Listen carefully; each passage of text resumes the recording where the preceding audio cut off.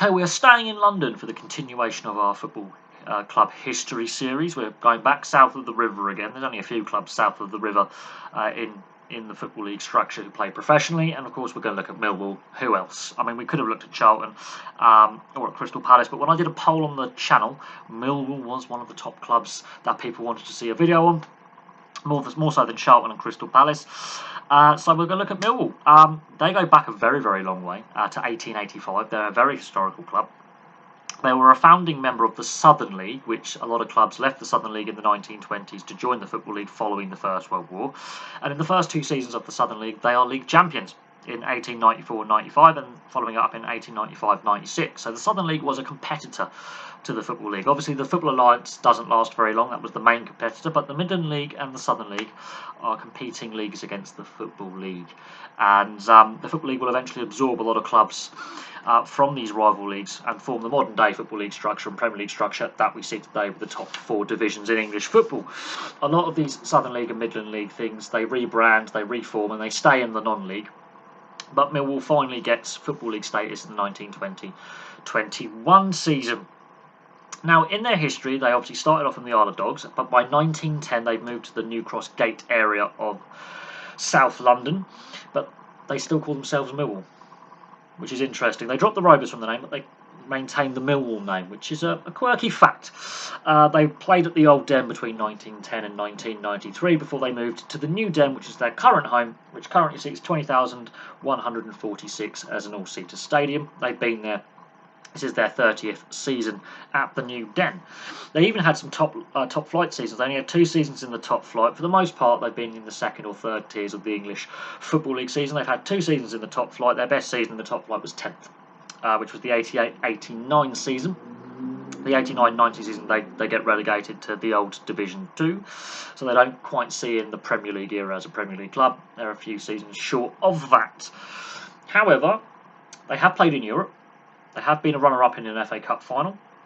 They've been a runner-up in a Football League trophy final, and they've won 2 League One playoffs when they haven't been promoted automatically in 2009-2010 season and the 2016-2017 season. So, playoff finals, they're pretty good. Cup finals, they tend to come up as runners-up. So the FA Cup, obviously very famously against Manchester United, they were runners-up in the 2003-2004 season.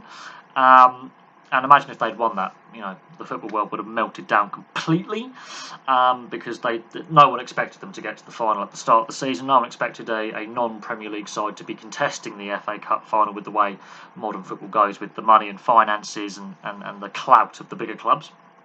And of course, Tim Cahill, that really launched his career. Yeah, he was a decent lower-level professional in the Football League. Tim Cahill, he goes on to Everton. He goes on to have a great career at Everton, a great career for Australia at international level.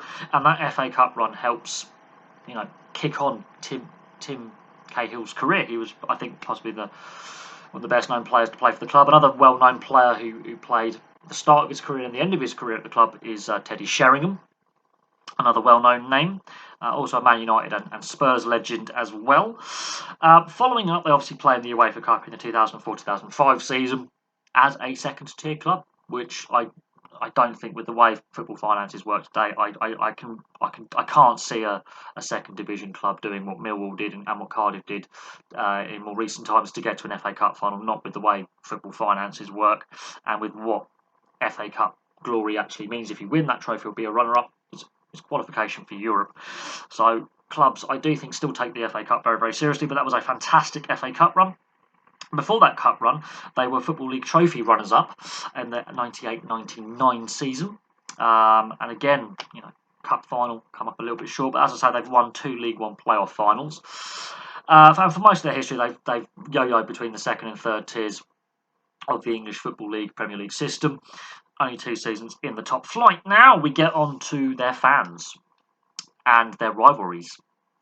Very fierce rivalries. Obviously, you would expect, and obviously the West Ham rivalry with Millwall is fantastic. It's heated. There's a lot of hatred there. A lot of hatred there. My late friend John, who sadly passed away, who I did the video for West Ham on, was actually at that West Ham Millwall League Cup tie in 2009. He was at that game. His nephew was at that game as well and got himself into a little bit of trouble and ended up on the pages of the Evening Standard. He nicked the football in one of those pitch invasions. That was a fierce League Cup tie. The police had a meltdown. Of course, social media was in its infancy, but the media had a meltdown, and Millwall is one of those clubs that the media loves to hate, and a lot of other fan bases love to hate, which leads to a funny chant that they have, and to be fair, they earned that chant. But their rivals, their big rivals are obviously West Ham, also Leeds United. There's a big hatred between Leeds and Millwall, but Leeds and Millwall have a lot of rivalries, especially in fandom. And Leeds and Millwall are not particularly popular with other groups of fans, but Leeds United is a massive rivalry. I want Millwall fans to fill me in on that, and Leeds United fans on why the rivalry is so fierce and has so much hatred. But it's a fierce rivalry. And also, the South London derby matches, they compete against Crystal Palace and Charlton Athletic.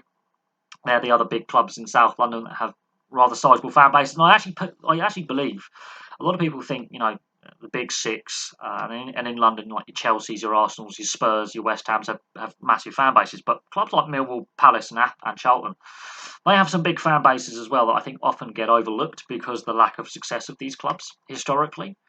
And apart from Palace currently being in the Premier League, Charlton haven't been in the Premier League for a while. Millwall haven't been in the top flight for a while. They get overlooked.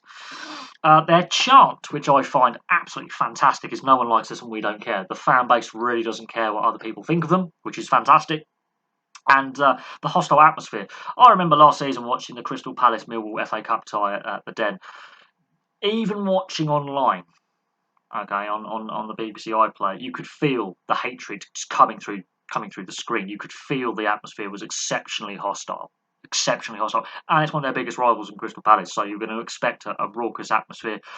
But every time I see Millwall, Millwall Everton a few seasons ago, they won. They beat Everton this past season in the FA Cup as well. But I remember watching Millwall Everton in the Cup a few years back, I think 2018. That was an atmosphere full of hate.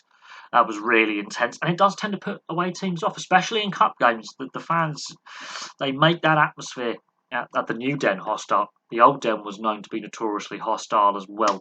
Just the atmosphere, the fans really get on the opposition team's back, and they have also been known to get on their own team's back as well. They are a really passionate set of fans. Yes, there is a hooligan element, but every club has that. I think the media unfairly portray Millwall as the main troublemakers when it comes to the hooligan element in this country. The media want to make them a public enemy. They have had many media campaigns really against Millwall over the years.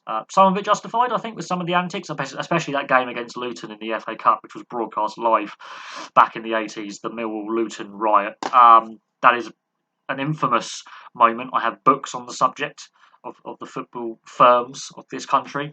Yeah, that is one of the ones that is well known in fandom and football hooligan law, is that incident. And of course, anything to do with Leeds, anything to do with Leeds and West Ham, the media jump on that. They jump. I remember after the League Cup 2009, the media were all over that. Negatively portraying both Millwall and West Ham fans, the majority of whom, there is rivalry there is a dislike there. It is the minority that obviously take it too far.